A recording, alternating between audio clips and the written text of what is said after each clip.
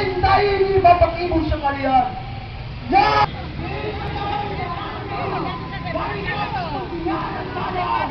Untuk menumbangkan kekoliban yang menguntungkan suara yang besar, supermarket tidak dengan memakai obat dan logika.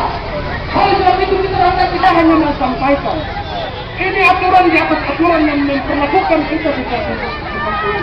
Sebab apa pada publik pun mengetahui tindakan semena-mena atas saudara masyarakat kita yang menjual di pasar Merdeka ini. Mestinya apa yang kemudian dikeluarkan, aturan yang dikeluarkan itu juga menyentuh kepada masyarakat.